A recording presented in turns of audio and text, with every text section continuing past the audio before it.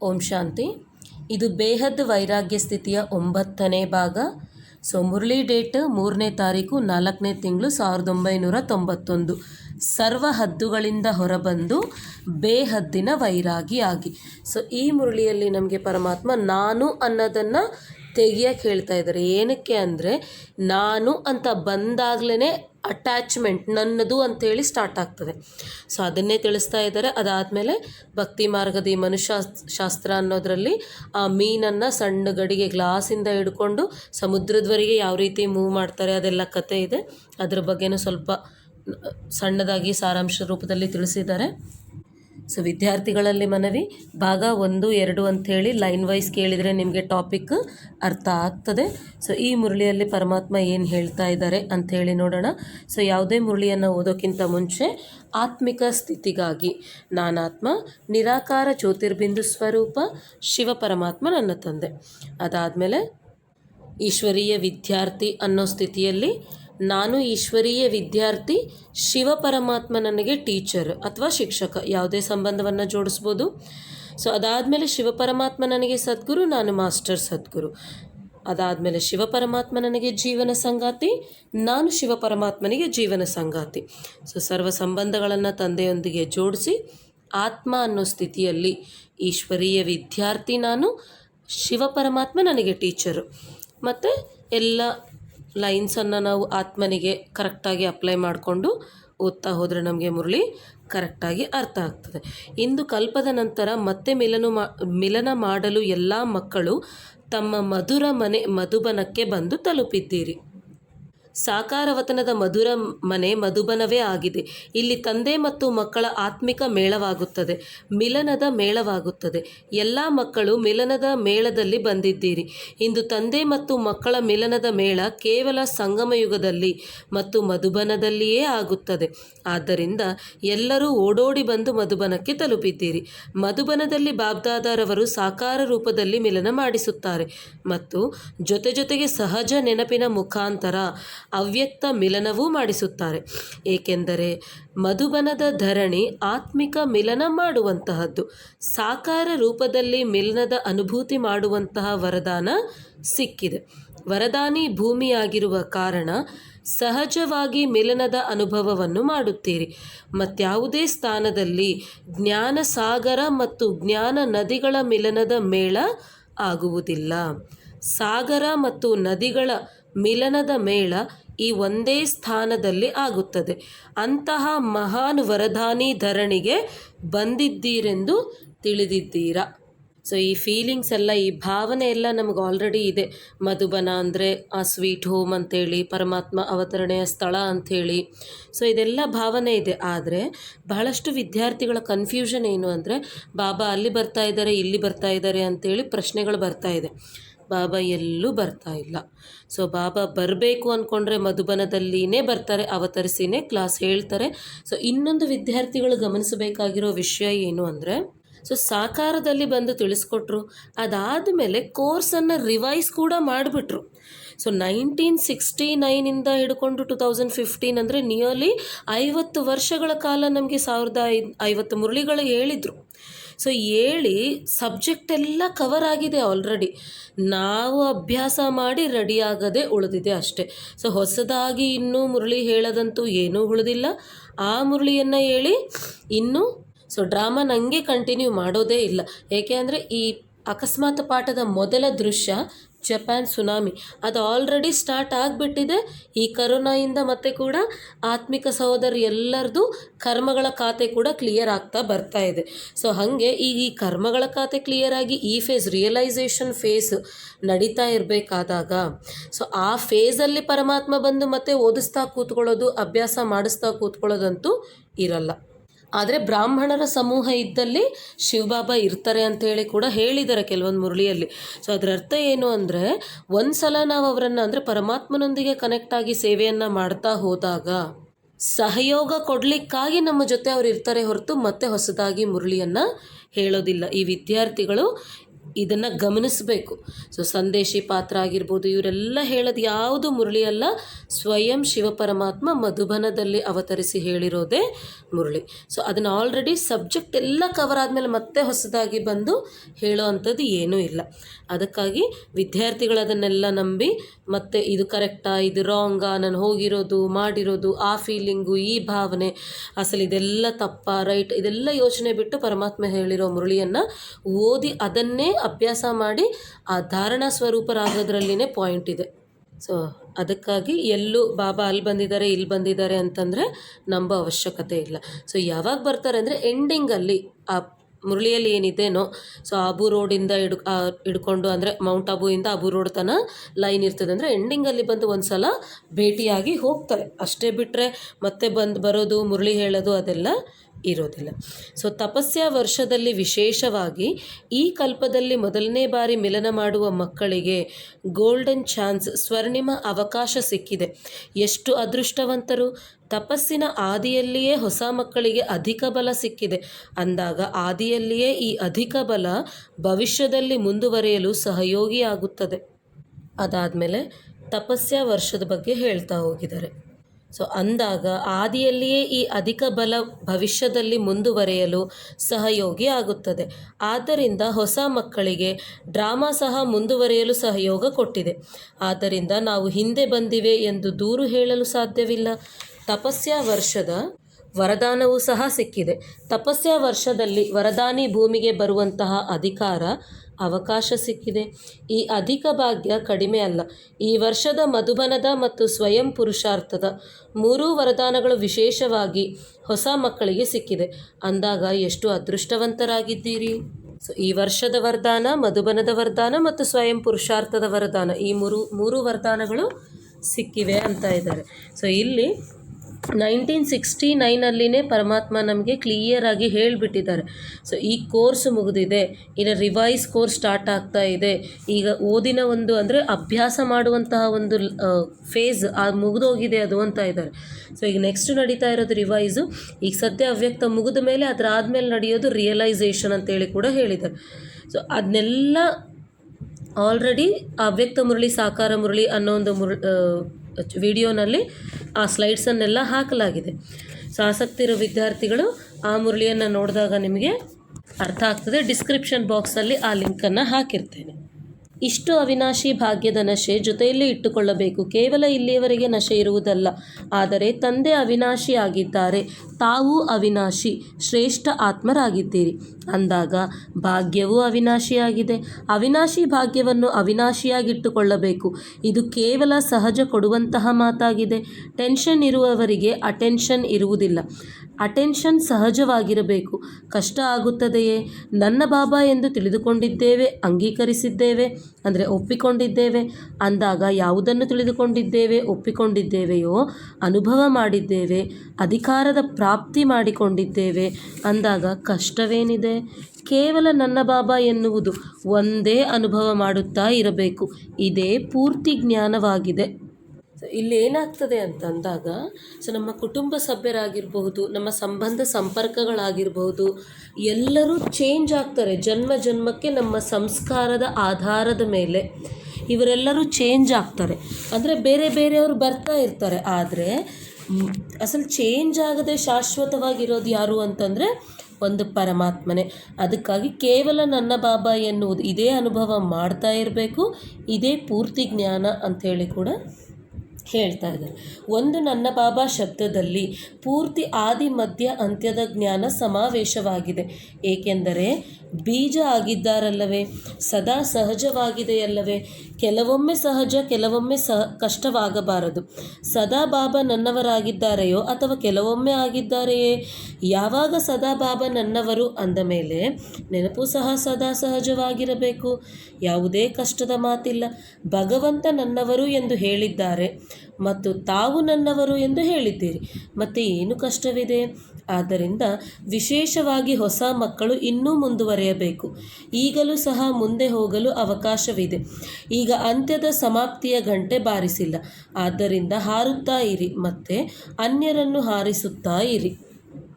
So ಇಲ್ಲಿ ಪರಮಾತ್ಮ ಇಲ್ಲಿ ಆದಿ ಮಧ್ಯ ಅಂತ್ಯದ ಜ್ಞಾನ ಅವರೇ ಅಂತ ಹೇಳ್ತಾ ಇದ್ದಾರೆ. ಸೊ ಆದಿ ಮಧ್ಯ ಅಂತ್ಯದ ಜ್ಞಾನ ಪರಮಾತ್ಮ ಅಂದರೆ ಫಸ್ಟ್ ಆಫ್ ಆಲ್ ಪರಮಾತ್ಮ ಅನ್ನೋ ಒಂದು ಪರಮಾತ್ಮ ನಾವು ನೆನೆಸ್ತಿರ್ಬೇಕಾದ್ರೇ ನಮ್ಮ ಒಂದು ಸ್ಥಿತಿ ಆತ್ಮ ಆಗಿರಬೇಕು. ಆಗ್ಲೇ ಅವ್ರು ಹೇಳ್ತಾ ಇರೋ ಜ್ಞಾನ ಕೂಡ ಅರ್ಥ ಆಗ್ತಾ ಇದೆ. ಸೊ ಈ ಅವ್ಯಕ್ತ ಮುರಳಿ ಅರ್ಥ ಆಗೋದಿಲ್ಲ, ಅವ್ಯಕ್ತ ಮುರಳಿ ಟಫು, ಅದು ಸಬ್ಜೆಕ್ಟ್ ಅರ್ಥ ಆಗೋದಿಲ್ಲ ಅಂಥೇಳಿ ಈ ಪ್ರಾಚಾರ್ಯದಲ್ಲಿ ಬರಲಿಕ್ಕೆ ಮೇನ್ ರೀಸನ್ನೇ ಆತ್ಮ ಅನ್ನೋ ಸ್ಥಿತಿಯಲ್ಲಿ ಇದ್ದು ಪರಮಾತ್ಮನನ್ನು ನೆನಪು ಮಾಡಿಕೊಂಡು ನಾವು ಮುರಳಿಯನ್ನು ಓದದೇ ಇರೋದು. ಸೊ ಅದಾದಮೇಲೆ ಈಗಲೂ ಸಹ ಎಲ್ರಿಗೂ ಮುಂದೆ ಹೋಗಲಿಕ್ಕೆ ಅವಕಾಶ ಇದೆ, ಏಕೆ ಅಂದರೆ ಇನ್ನೂ ಅಂತಿಮದ ಗಂಟೆ ಬಾರಿಸಿಲ್ಲ ಅಂತೇಳಿ ಹೇಳ್ತಾ ಇದ್ದಾರೆ. ಸೊ ಹಿಂದೆ ಬರೋರು ಸಹ ಮುಂದೆ ಹೋಗಬಹುದು ಅಂತ ಹೇಳಿ ಅದಕ್ಕೆ ವಿಧಿ ಏನು ಅಂತ ಇದ್ದಾರೆ. ಸೊ ಇವ್ರು ಬಹಳಷ್ಟು ದಿನಗಳಾಯಿತು ಜ್ಞಾನದಲ್ಲಿ ಬಂದು, 30 ವರ್ಷ ಆಯಿತು, 20 ವರ್ಷ ಆಯಿತು, ನಾವು ಈಗೀಗಲೇ ಬಂದಿದ್ದೀವಿ, ಮುಂದೆ ಹೋಗಲಿಕ್ಕಿಲ್ಲ ಏನೋ ಅಂದ್ಕೊಳ್ಳೋಕ್ಕಿಲ್ಲ. ಸೊ ವಿಧಿ ಏನು ಹೇಳ್ತಾ ಇದ್ದಾರೆ ಅಂದರೆ ವ್ಯರ್ಥವನ್ನು ಸಮಾಪ್ತಿ ಮಾಡುವುದು. ಸೊ ಒಂದು ವೇಳೆ 20 ವರ್ಷದಿಂದ ಕೂಡ ನಾವು ಇದ್ದುಕೊಂಡು ನಾವೆಲ್ಲವನ್ನ ಖರ್ಚು ಮಾಡ್ತಾ ಇದ್ದೀವಿ ಅಂತ ಅಂದರೆ ವ್ಯರ್ಥವನ್ನೇ ಜಮಾ ಮಾಡಿದ್ದೀವಿ ಅಂದರೆ ಹಿಂದ್ಗಡೆ ಬರೋರ ಹತ್ರ ಜಮಾದ ಖಾತೆ ಜಾಸ್ತಿ ಇದೆ ಅಂತ ಅಂದ್ಕೊಳ್ಳಿ. ಸೊ ಅವಾಗ ಯಾರು ಮುಂದೆ ಹೋಗ್ತಾರೆ? ಅವರೇ ಮುಂದೆ ಹೋಗ್ತಾರೆ. ಸೊ ಅದಕ್ಕಾಗಿ ಜಮಾದ ಖಾತೆ ಹೆಚ್ಚಿಸಿಕೊಳ್ಳುತ್ತಾ ಹೋಗಿ. ಏಕೆ ಅಂದರೆ 63 ಜನ್ಮಗಳಿಂದ ಉಳಿತಾಯ ಮಾಡಿರಲಿಲ್ಲ, ಆದರೆ ಕಳೆದುಕೊಂಡಿದ್ದೇವೆ. ಎಲ್ಲ ಖಾತೆಗಳನ್ನು ವ್ಯರ್ಥವಾಗಿ ಕಳೆದುಕೊಂಡು ಸಮಾಪ್ತಿ ಮಾಡಿಬಿಟ್ಟಿದ್ದೇವೆ. ಶ್ವಾಸದ ಖಜಾನೆ, ಸಂಕಲ್ಪದ ಖಜಾನೆ, ಸಮಯದ ಖಜಾನೆ, ಗುಣಗಳ ಖಜಾನೆ, ಶಕ್ತಿಗಳ ಖಜಾನೆ, ಜ್ಞಾನ ಖಜಾನೆ. ಸೊ ಇಷ್ಟು ಖಜಾನೆಗಳನ್ನು ಸಹ ನಾವು ಕಳ್ಕೊಂಡಿದ್ದೀವಿ. ಸೊ ವಿದ್ಯಾರ್ಥಿಗಳು ಈ ಲೈನ್ಸನ್ನೆಲ್ಲ ಅಂಡರ್ಲೈನ್ ಮಾಡಿಟ್ಕೊಳ್ಬೇಕು. ಏಕೆಂದರೆ ಇವೆಲ್ಲ ಇಂಪಾರ್ಟೆಂಟ್ ಪಾಯಿಂಟ್. ಅಸಲು ಪರಮಾತ್ಮ ನಮಗೆ ಕೊಡ್ತಾ ಇರೋ ಖಜಾನೆ ಏನು? ಸೊ ಖಜಾನೆಗಳಿಗೆ ಪ್ರಾಪ್ತಿಗಳಿಗೆ ಡಿಫ್ರೆನ್ಸ್ ಏನು ಅಂದರೆ, ಖಜಾನೆಗಳು ಜನ್ಮ ಪಡಿತಿದ್ದಂಗೆ ನಮಗೆ ಬಂದುಬಿಡ್ತದೆ. ಸೊ ಇಲ್ಲಿ ಹೇಳ್ತಾ ಇದ್ದಾರೆ ನೋಡಿ, ಶ್ವಾಸ, ಸಂಕಲ್ಪ, ಸಮಯ, ಗುಣ, ಶಕ್ತಿ, ಜ್ಞಾನ. ಸೊ ಜ್ಞಾನಧನದ ಖಜಾನೆ. ಸೊ ಇಷ್ಟು ಖಜಾನೆಗಳು ಅಂದರೆ ಇದನ್ನು ಇಟ್ಟು ನಾವು ಪಡೆಯೋದೇ ಪ್ರಾಪ್ತಿ. ಸೊ ಆ ಪ್ರಾಪ್ತಿಗಳೇ ಸತ್ಯವಾದ ಸ್ನೇಹ, ಶ್ರೇಷ್ಠ ಸಂಬಂಧಗಳು, ಶ್ರೇಷ್ಠ ಸಂಪರ್ಕ ಮತ್ತು ಸಫಲತೆ, ಸರ್ವ ವಿಧವಾದ ಸಂಪತ್ತಿಯನ್ನು ಕೊಡ್ತೀನಿ ಅಂದಿದ್ದಾರೆ ಪರಮಾತ್ಮ ನಮಗೆ. ಸೊ ಇದೇ ಇಲ್ಲಿ ಹೇಳ್ತಾ ಇದೆ. ಎಲ್ಲವನ್ನು ಕಳ್ಕೊಂಡಿದ್ದೀವಿ. ಎಷ್ಟು ಖಾತೆ ಖಾಲಿಯಾಗಿದೆ? ಈಗ ಈ ಎಲ್ಲ ಖಾತೆಗಳನ್ನು ಜಮಾ ಮಾಡಿಕೊಳ್ಳಬೇಕು. ಜಮಾ ಮಾಡಿಕೊಳ್ಳುವಂತಹ ಸಮಯವೂ ಇದೇ ಆಗಿದೆ. ವಿಧಿಯೂ ಸಹ ತಂದೆಯ ಮುಖಾಂತರ ಸಹಜವಾಗಿ ಸಿಗುತ್ತಿದೆ. ಸೊ ಈ ಎಲ್ಲ ಖಜಾನೆಗಳನ್ನು ನಾವೇನು ಮಾಡಿದ್ದೀವಿ? 63 ಜನ್ಮಗಳಿಂದ ಎಲ್ಲ ಖಜಾನೆಗಳನ್ನು ಖರ್ಚು ಮಾಡ್ತಾ ಬಂದಿದ್ದೀವಿ. ಪ್ಲಸ್ ಖಾತೆ ಖಾಲಿ ಇದೆ ಅಂತ ಇದ್ದಾರೆ. ಈಗ ಮತ್ತೆ ಜಮಾ ಮಾಡಬೇಕು ಅಂದರೆ ಕೊಡ್ತಿರೋರು ಯಾರು? ಪರಮಾತ್ಮ. ಸೊ ಅದನ್ನು ಯಾವ ರೀತಿ ಬೆಳೆಸ್ಕೊಳ್ಬೇಕು ಅನ್ನೋ ವಿಧಿ ಕೂಡ. ಸೊ ವಿಧಿ ಅಂದರೆ ಅದಕ್ಕಿರೋ ರೂಲ್ಸ್ ಆ್ಯಂಡ್ ರೆಗ್ಯುಲೇಷನ್, ಜ್ಞಾನವನ್ನು ಕೊಡ್ತಾ ಇದ್ದಾರೆ. ಸೊ ವಿಧಾನ ಅಂದಾಗ ಪ್ರಾಕ್ಟಿಕಲ್ ಲೈಫಲ್ಲಿ ಹೆಂಗೆ ತರಬೇಕು, ಸೊ ಅದನ್ನು ತಿಳಿಸ್ಕೊಡ್ತಾ ಇದ್ದಾರೆ. ಸೊ ಯಾವ ರೀತಿ ನಾವು ಜಮಾ ಮಾಡಬೇಕು ಅಂದರೆ ಆ ಖಜಾನೆಗಳನ್ನು ಮತ್ತೆ ನಾವು ಬಳಸ್ತಾ ಹೋದಾಗ ಅದರ ವೃದ್ಧಿ ಆಗ್ತದೆ ಅಂತ ಹೇಳಿ ನೆಕ್ಸ್ಟ್ ಅದೇ ಹೇಳ್ತಾ ಇದ್ದಾರೆ. ವಿನಾಶಿ ಖಜಾನೆಗಳು ಖರ್ಚು ಮಾಡುವುದರಿಂದ ಕಡಿಮೆಯಾಗುತ್ತದೆ ಮತ್ತು ಈ ಎಲ್ಲ ಖಜಾನೆಗಳು ಎಷ್ಟು ಸ್ವಯಂನ ಪ್ರತಿ ಮತ್ತು ಅನ್ಯರ ಪ್ರತಿ ಶುಭ ವೃತ್ತಿಯಿಂದ ಕಾರ್ಯದಲ್ಲಿ ಉಪಯೋಗ ಮಾಡುತ್ತೀರೋ ಅಷ್ಟೇ ವೃದ್ಧಿಯಾಗುತ್ತವೆ. ಇದು ಜಮಾ ಮಾಡಿಕೊಳ್ಳುವಂತಹ ವಿಧಿಯಾಗಿದೆ. ಅಲ್ಲಿ ಇಟ್ಟುಕೊಳ್ಳುವುದು ಜಮಾ ಮಾಡಿಕೊಳ್ಳುವ ನಿಧಿಯಾಗಿದೆ. ಇಲ್ಲಿ ಉಪಯೋಗಿಸುವುದು ಜಮಾ ಮಾಡಿಕೊಳ್ಳುವ ವಿಧಿಯಾಗಿದೆ. ವ್ಯತ್ಯಾಸವಿದೆ ಅಂತ ಇದ್ದಾರೆ. ಸೊ ಇಲ್ಲಿ ನಾವು ನಾರ್ಮಲಾಗಿ ಲೌಕಿಕದಲ್ಲಿ ಏನಾದರೂ ಯಾರಿಗಾದರೂ ದಾನ ಮಾಡ್ತಾ ಹೋದರೆ ನಮ್ಮ ಹತ್ರ ಕಡಿಮೆ ಅಂದರೆ ಇರೋದು ಕಡಿಮೆ ಆಗ್ತಾ ಹೋಗ್ತದೆ. ಈಗ ಫಾರ್ ಎಕ್ಸಾಂಪಲ್ ನಮ್ಮ ಹತ್ರ ಒಂದು 100 kg ಅಕ್ಕಿ ಇದೆ. ಸೊ ಅದನ್ನು ಎಲ್ರಿಗೂ ಕೊಡ್ತಾ ಹೋದಾಗ ಆ 100 kg ಅನ್ನೋದು ಖಾಲಿ ಆಗ್ತಾ ಹೋಗ್ತದೆ.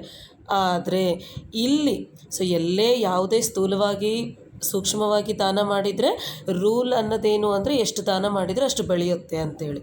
ಸೊ ಇಲ್ಲಿ ಅವಿನಾಶಿ ಖಜಾನೆಗಳು ಹೆಂಗೆ ಅಂದರೆ ಎಷ್ಟು ಸ್ವಯಂನ ಮತ್ತು ಇತರರ ಪ್ರತಿ ನಾವು ಉಪಯೋಗಿಸ್ತೀವೋ ಅಷ್ಟು ಜಾಸ್ತಿ ಆಗ್ತದೆ ಅಂತೇಳಿ ಹೇಳ್ತಾ ಇದ್ದಾರೆ. ಸಮಯವನ್ನು ಸ್ವಯಂನ ಮತ್ತು ಅನ್ಯರ ಪ್ರತಿ ಶುಭ ಕಾರ್ಯದಲ್ಲಿ ತೊಡಗಿಸುತ್ತಾ ಹೋಗಿ. ಜ್ಞಾನವನ್ನು ಕಾರ್ಯದಲ್ಲಿ ಉಪಯೋಗಿಸಿ. ಈ ರೀತಿ ಗುಣಗಳನ್ನು ಶಕ್ತಿಗಳನ್ನು ಎಷ್ಟು ಕಾರ್ಯದಲ್ಲಿ ಉಪಯೋಗಿಸುತ್ತೀರೋ ಅಷ್ಟು ವೃದ್ಧಿ ಆಗುತ್ತದೆ.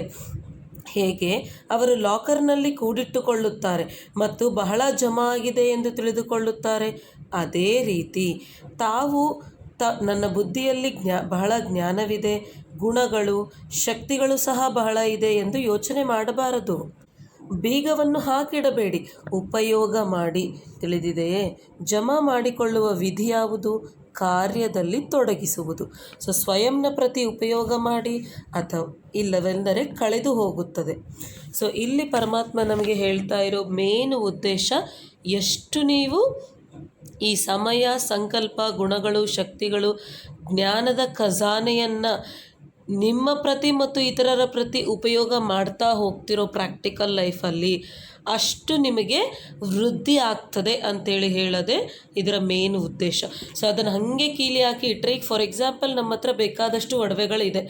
ಆ ಒಡವೆಯನ್ನು ಲಾಕರ್ನಲ್ಲಿ ಹಾಕಿಟ್ರೆ ಆನಂದ ಅನ್ನೋದು ಬರಲ್ಲ. ಹಾಕ್ಕೊಂಡಾಗ್ಲೇ ಅದರ ಆನಂದದ ಅನುಭೂತಿ ಆಗ್ತದೆ. ಇದು ಕೂಡ ಅಷ್ಟೇ. ಎಷ್ಟು ನಾವು ಸ್ವಯಂ ಮತ್ತು ಇತರರ ಪ್ರತಿ ಉಪಯೋಗಿಸ್ತಾ ಹೋಗ್ತೀವೋ ಅಷ್ಟೇ ನಮ್ಮ ಒಂದು ಖಜಾನೆಗಳ ವೃದ್ಧಿ ಆಗ್ತದೆ. ಸರ್ವ ಖಜಾನೆಗಳಿಗೆ ನಾವು ಅಧಿಕಾರಿಗಳಾಗ್ತೇವೆ, ಅದು ಪರಮಾತ್ಮನ ಸಮಾನವಾಗಿ. ಅದಾದಮೇಲೆ ಕೆಲವು ಮಕ್ಕಳು ನನ್ನಲ್ಲಿ ಎಲ್ಲ ಖಜಾನೆಗಳು ಸಮಾವೇಶವಾಗಿವೆ ಎಂದು ಹೇಳುತ್ತಾರೆ. ಆದರೆ ಸಮಾವೇಶವಾಗಿರುವ ಚಿಹ್ನೆ ಏನು? ಸಮಾವೇಶವಾಗಿದೆ ಅರ್ಥಾತ್ ಜಮಾ ಆಗಿದೆ ಎಂದು. ಆದ್ದರಿಂದ ಅದರ ಚಿಹ್ನೆ ಸ್ವಯಂನ ಪ್ರತಿ ಮತ್ತು ಅನ್ಯರ ಪ್ರತಿ ಸಮಯಕ್ಕೆ ಕೆಲಸಕ್ಕೆ ಬರಬೇಕು. ಕೆಲಸಕ್ಕೆ ಬರುತ್ತಿಲ್ಲ, ಆದರೆ ಬಹಳ ಜಮಾ ಆಗಿದೆ ಅರ್ಥಾತ್ ಯಥಾರ್ಥ ಜಮಾದ ವಿಧಿ ಎಂದು ಅದನ್ನು ಕರೆಯುವುದಿಲ್ಲ. ಆದ್ದರಿಂದ ಒಂದು ವೇಳೆ ಯಥಾರ್ಥ ವಿಧಿ ಇಲ್ಲವೆಂದರೆ ಸಮಯಕ್ಕೆ ಸಂಪೂರ್ಣತೆಯ ಸಿದ್ಧಿ ಸಿಗುವುದಿಲ್ಲ, ಮೋಸವಾಗಿ ಬಿಡುತ್ತದೆ, ಸಿದ್ಧಿ ಸಿಗೋದಿಲ್ಲ ಅಂತ ಇದೆ. ನನ್ನ ಹತ್ರ ಇದೆ ಅಂತೇಳಿ ಇಟ್ಕೊಳ್ಳೋದಲ್ಲ, ಅದನ್ನು ಧಾರಣೆ ಮಾಡಬೇಕು, ಪ್ರಾಕ್ಟಿಕಲ್ ಲೈಫಲ್ಲಿ ಉಪಯೋಗಿಸ್ಬೇಕು, ಎಲ್ಲರಿಗೂ ಹಂಚುತ್ತಾ ಹೋಗಬೇಕು. ಇದನ್ನೇ ಯಥಾರ್ಥ ಜಮಾದ ವಿಧಿ ಅಂತ ಕರೀತಾರೆ.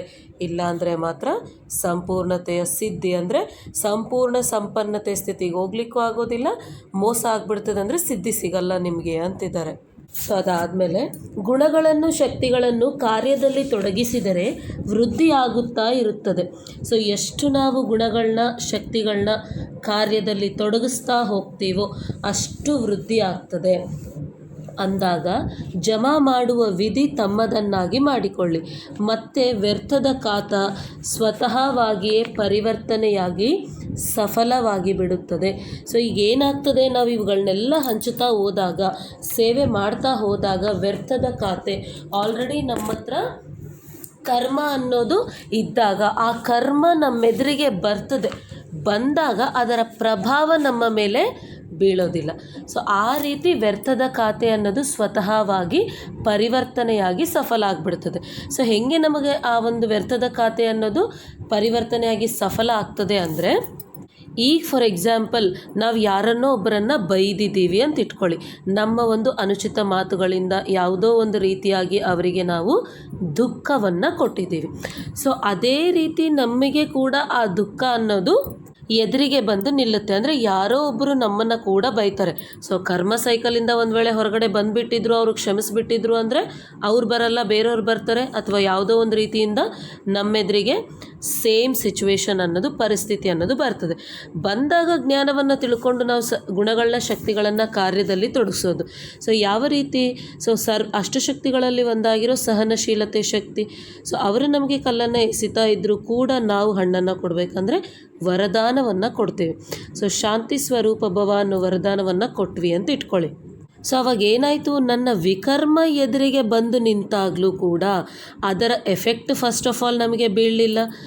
ಜಮಾ ಮಾಡೋ ವಿಧಿಯನ್ನು ನಾವು ಯೂಸ್ ಮಾಡಿ ಏನು ಮಾಡಿದ್ವಿ, ಮತ್ತೆ ವರದಾನವನ್ನು ಕೊಟ್ಟು ತಿರ್ಗಾ ಆ ಶಕ್ತಿ ಬೆಳೆಸ್ಕೊಳ್ಳೋದು, ಅಥವಾ ತಿರ್ಗಾ ಮತ್ತೆ ನಾವು ಪುಣ್ಯವನ್ನು ಜಮಾ ಮಾಡೋ ಒಂದು ಕಾರ್ಯವನ್ನು ಮಾಡೋದು ಸ್ಟಾರ್ಟ್ ಮಾಡಿದ್ದೀವಿ. ಅಂದರೆ ಸಫಲ ಆಗಿಬಿಡ್ತು. ಹೇಗೆ ಭಕ್ತಿ ಮಾರ್ಗದಲ್ಲಿ ನಿಯಮವಿರುತ್ತದೆ, ಎಷ್ಟು ತಮ್ಮ ಹತ್ತಿರ ಸ್ಥೂಲ ಧನವಿರುತ್ತದೆಯೋ ಅದನ್ನು ದಾನ ಮಾಡಿ ಸಫಲ ಮಾಡಿದ್ದೇ ಆದರೆ ವೃದ್ಧಿಯಾಗುತ್ತದೆ ಎಂದು ಹೇಳುತ್ತಾರೆ.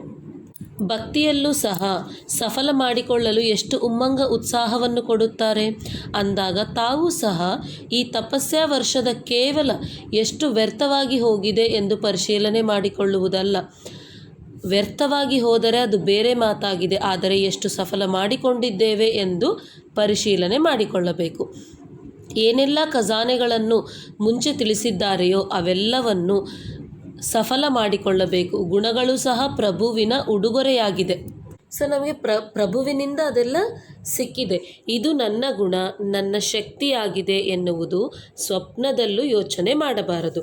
ಯಾವುದು ತಂದೆಯ ಪ್ರಭುವಿನ ಪರಮಾತ್ಮನ ಉಡುಗೊರೆಯಾಗಿದೆಯೋ ಅದು ನನ್ನದು ಎಂದು ತಿಳಿದುಕೊಳ್ಳುವುದು ಮಹಾಪಾಪವಾಗಿದೆ. ಕೆಲವೊಮ್ಮೆ ಕೆಲವು ಮಕ್ಕಳು ಸಾಧಾರಣ ಭಾಷೆಯಲ್ಲಿ ನನ್ನ ಗುಣವನ್ನು ಉಪಯೋಗಿಸುವುದಿಲ್ಲ, ನನ್ನ ಈ ಶಕ್ತಿ ಇದೆ, ನನ್ನ ಬುದ್ಧಿ ಬಹಳ ಚೆನ್ನಾಗಿದೆ, ಇದನ್ನು ಉಪಯೋಗಿಸುವುದಿಲ್ಲ ಎಂದು ಹೇಳುತ್ತಾರೆ. ನನ್ನದು ಎನ್ನುವುದು ಎಲ್ಲಿಂದ ಬಂದಿದೆ? ನನ್ನದು ಎಂದು ಹೇಳಿದಾಗ ಮೈಲಿಗೆಯಾಗಿ ಬಿಡುತ್ತಿದೆ. ಸೊ ಇವೆಲ್ಲವೂ ನಾನು ಅನ್ನೋದನ್ನು ತೆಗಿಲಿಕ್ಕೆ, ಅಂದರೆ ಮೋಹವನ್ನು ತೆಗಿಲಿಕ್ಕೆ ಪರಮಾತ್ಮ ನಮಗೆ ಕೊಡ್ತಾ ಇರೋ ಸೂಚನೆಗಳು. ಸೊ ಈ ಮೇನ್ ಟಾಪಿಕ್ ನಡೀತಾ ಇರೋದೇ ಬೇಹದ್ ವೈರಾಗ್ಯ ಸ್ಥಿತಿ. ಸೊ ಆ ವೈರಾಗ್ಯ ಸ್ಥಿತಿಗಾಗಿ ಇವೆಲ್ಲನೂ ಇಂಪಾರ್ಟೆಂಟ್ ಇಲ್ಲಿ. ಸೊ ಭಕ್ತಿಯಲ್ಲೂ ಸಹ 63 ಜನ್ಮಗಳಿಂದ ನನ್ನದು ಎಂದು ತಿಳಿಯಬೇಡಿ, ನಿಮ್ಮದು ಎಂದು ತಿಳಿಯಬೇಕೆಂದು ಶಿಕ್ಷಣ ಕೊಡುತ್ತಿದ್ದರು. ಆದರೂ ಒಪ್ಪಿಕೊಂಡಿಲ್ಲ. ಅಂದಾಗ ಜ್ಞಾನ ಮಾರ್ಗದಲ್ಲಿ ನಿಮ್ಮದು ಎಂದು ಹೇಳಿ ನನ್ನದು ಎಂದು ತಿಳಿದುಕೊಳ್ಳುವುದು ಮೋಸವಾಗಿದೆ. ಇದು ಇಲ್ಲಿ ನಡೆಯುವುದಿಲ್ಲ. ಆದ್ದರಿಂದ ಪ್ರಭು ಪ್ರಸಾದವನ್ನು ನನ್ನದು ಎಂದು ತಿಳಿದುಕೊಳ್ಳುವುದು ಅಭಿಮಾನ ಮತ್ತು ಅಪಮಾನವಾಗಿದೆ. ಬಾಬಾ ಬಾಬಾ ಎನ್ನುವ ಶಬ್ದವನ್ನು ಎಂದೂ ಮರೆಯಬಾರದು. ಬಾಬಾನೇ ಶಕ್ತಿ ಕೊಟ್ಟಿದ್ದಾರೆ, ಬುದ್ಧಿ ಕೊಟ್ಟಿದ್ದಾರೆ, ತಂದೆಯ ಕಾರ್ಯವಾಗಿದೆ. ಸೊ ಬಾಬಾ ಅಂದರೆ ತಂದೆಯ ಸೆಂಟರು. ಎಲ್ಲ ಜ್ಞಾನ ವಸ್ತುಗಳಾಗಿವೆ, ಬಾಬಾನ ವಸ್ತುಗಳಾಗಿವೆ. ನನ್ನ ಸೆಂಟರ್, ನಾನು ಮಾಡಿದ್ದು, ನನಗೆ ಅಧಿಕಾರವಿದೆ ಎಂದು ತಿಳಿಯಬಾರದು. ನನ್ನದು ಎನ್ನುವ ಶಬ್ದ ಎಲ್ಲಿಂದ ಬಂದಿದೆ? ನಿಮ್ಮದೇನು? ಮೂಟೆ ಕಟ್ಟಿ ಇಟ್ಟಿದ್ದೀರಾ? ಕೆಲವು ಮಕ್ಕಳು ನಾವು ಸೆಂಟರ್ ಮಾಡಲು ಮನೆಯನ್ನು ಮಾರಿದ್ದೇವೆ ಅಂದಾಗ ನಮಗೆ ಅಧಿಕಾರವಿದೆ ಎಂದು ನಶೆಯಿಂದ ಹೇಳುತ್ತಿದ್ದಾರೆ. ಆದರೆ ಯಾರ ಸೆಂಟರ್ ಮಾಡಿದ್ದೀರಿ? ಬಾಬಾನ ಸೆಂಟರ್ ಆಗಿದೆಯಲ್ಲವೇ? ಅಂದಾಗ ಯಾವಾಗ ತಂದೆಗೆ ಅರ್ಪಣೆ ಮಾಡಿದಾಗ ಮತ್ತೆ ನಿಮ್ಮದೆಲ್ಲಿಂದ ಬಂದಿದೆ? ನನ್ನದು ಎನ್ನುವುದು ಎಲ್ಲಿಂದ ಬಂದಿದೆ? ಸೊ ಇಲ್ಲಿ ಆ್ಯಕ್ಚುಲಾಗಿ ನಾವು ಮಾಡ್ತಾ ಇರೋ ಸ್ಟೋರಿ ಎಲ್ಲ ಹೇಳ್ತಾ ಇದ್ದಾರೆ ಬಾಬಾ. ಸೊ 63 ಜನ್ಮಗಳಿಂದ ಕೂಡ ನನ್ನದು ನಮ್ಮದು ಅಂಥೇಳಿ ತಿಳಿಯಬೇಕಂತೇಳಿ ನಮಗೆ ಶಿಕ್ಷಣ ಕೊಡ್ತಾಯಿದ್ರು. ಅಂದರೆ ನಮ್ಮದೆಲ್ಲ ನಿಂದು ಅಂಥೇಳಿ ಭಕ್ತಿ ಮಾರ್ಗದಲ್ಲಿ ಕೂಡ ಅನ್ನಬೇಕು. ಈಗ ಇದನ್ನ ಒಂದು ಉದಾಹರಣೆ ತೊಗೊಂಡು ನಾವು ತಿಳ್ಕೊಳ್ಳೋಣ. ಸೊ ಈಗ ಫಾರ್ ಎಕ್ಸಾಂಪಲ್ ಒಂದು ಮನೆಯನ್ನೇ ಕಟ್ತೀವಿ. ಸೊ ಮನೆಯನ್ನು ಕಟ್ಟುತ್ತಿರಬೇಕಾದ್ರೆ ಆ ವಾಸ್ತು ಅನ್ನೋದೊಂದು ನಿಯಮವನ್ನಾಗಿ ಇಟ್ಕೊಂಡು ನೋಡ್ತೀವಿ. ಸೊ ವಾಸ್ತು ಸರಿ ಇರಲಿಲ್ಲ ಅಂದರೆ ಮನೆ ಯಜಮಾನಿಗೆ ಪ್ರಾಬ್ಲಮ್ಸ್ ಆಗ್ತವೆ, ಸಮಸ್ಯೆಗಳು ಬರ್ತದೆ. ಅದು ಅನಾರೋಗ್ಯ ಸಮಸ್ಯೆಗಳಾಗಿರ್ಬೋದು, ಟೆನ್ಷನ್, ಮತ್ತೊಂದು ಯಾವುದೇ ಆಗಿರ್ಬೋದು. ಸೊ ಬರ್ತದೆ ಅಂತೇಳಿ ಹೇಳ್ತಾರೆ, ವಾಸ್ತು ಪ್ರಭಾವ ಬೀಳ್ತದೆ ಅಂತಾರೆ. Okay, agreed. ಸೊ ಆ ಮನೆಯನ್ನು ಕಟ್ಟಿದಾಗ ಆ ಮನೆಯ ಯಜಮಾನಿಯನ್ನಾಗಿ ಪರಮಾತ್ಮನನ್ನು ಮಾಡಬೇಕೇ ಹೊರತು ಸೊ ಅದು ನನ್ನದು ಅನ್ನೋದು ಎಲ್ಲಿಂದ ಬಂತು? ಸೊ ಅದು ನನ್ನದನ್ನೋದೆಲ್ಲ ನಿನ್ನದು ಅಂದಾಗ ಯಜಮಾನಿ ಯಾರಾದರೂ ಪರಮಾತ್ಮ. ಸೊ ವಾಸ್ತುವಿನ ಪ್ರಭಾವ ಯಾರ ಮೇಲೆ ಬೀಳ್ತದೆ? ಪರಮಾತ್ಮನ ಮೇಲೆ. ಸೊ ಪರಮಾತ್ಮನ ಮೇಲೆ 100% ಯಾವುದೇ ಪ್ರಭಾವ ಬೀಳಲ್ಲ. ಸೊ ಆ ಪ್ರಭಾವ ಹೋಗಿ ವಾಪಸ್ ಹೋಗಬೇಕೇ ಹೊರತು ಅವ್ರ ಮೇಲಂತೂ ಬೀಳಲ್ಲ. ಸೊ ಇದು ಒಂದನೇ ಪಾಯಿಂಟ್. ಇನ್ನೊಂದು, ಸೊ ಮನೆಯನ್ನು ಕಟ್ಟಿಸಿ ಅದರಲ್ಲಿ ಒಂದು ಸಣ್ಣ ಕೋಣೆ ಮಾಡಿರ್ತಾರೆ, ಬಾಬನ ಮನೆ ಅಂಥೇಳಿ. ಸೊ ಇಡೀ ಮನೆ ಪರಮಾತ್ಮಂದು. ಸೊ ಸಣ್ಣ ಕೋಣೆ ಅಲ್ಲ, ಇಡೀ ಪರಮಾತ್ಮನ ಮನೆಯಲ್ಲಿ ನಾವೊಂದು ಕೋಣೆಯಲ್ಲಿ ಇರ್ತಾ ಇದ್ದೀವಿ ಅಷ್ಟೇ. ಸೊ ನಮ್ಮ ಆಲೋಚನಾ ಸ್ಥಾಯಿಯಲ್ಲಿ ಎಷ್ಟು ಚೇಂಜಸ್ ಆಗಬೇಕು ಅನ್ನೋದನ್ನು ಇಲ್ಲಿ ಪರಮಾತ್ಮ ಅದೇ ಹೇಳ್ತಾ ಇದ್ದಾರೆ. ಸೊ ಭಕ್ತಿಯಲ್ಲಿ ಕೂಡ ನನ್ನದೆಲ್ಲ ನಿನ್ನದು ಅಂತೇಳಿ ಮತ್ತೆ ಮಾತಿಗೆ ಬಂದಾಗ ಇದು ನನ್ನದು. ಸೊ ಈ ವಾಸ್ತು ಪ್ರಭಾವ ಅದಕ್ಕಾಗಿ ನನ್ನ ಮೇಲೆ ಬೀಳ್ತಾ ಇದೆ ಅಂತ ಇದ್ದೀವಿ. ಸೊ ಮನೆಯೇ ಪರಮಾತ್ಮಂದಾದಾಗ, ಆ ಯಜಮಾನಿ ಪರಮಾತ್ಮನಾದಾಗ ಸೊ ಮನೆಯ ವಾಸ್ತುವಿನ ಪ್ರಭಾವ ನನ್ನ ಮೇಲೆ ಬೀಳಲಿಕ್ಕೆ ಸಾಧ್ಯ ಇಲ್ಲ. ಸೊ ಯಜಮಾನಿಯ ಮೇಲೆ ಬೀಳ್ತದೆ. ಸೊ ನನ್ನದು ಅನ್ಕೊಂಡಾಗ್ಲೇ ಆ ಎಫೆಕ್ಟ್ ಬೀಳೋದು. ಸೊ ಆ ಮೋಸ ಇಲ್ಲಿ ನಡೆಯೋದಿಲ್ಲ ಅಂತ ಇದ್ದಾರೆ. ಸೊ ಈ ಮೋಸಗಳೆಲ್ಲ ಜ್ಞಾನದಲ್ಲಿ ನಡೆಯೋದಿಲ್ಲ ಅಂತಿದ್ದಾರೆ.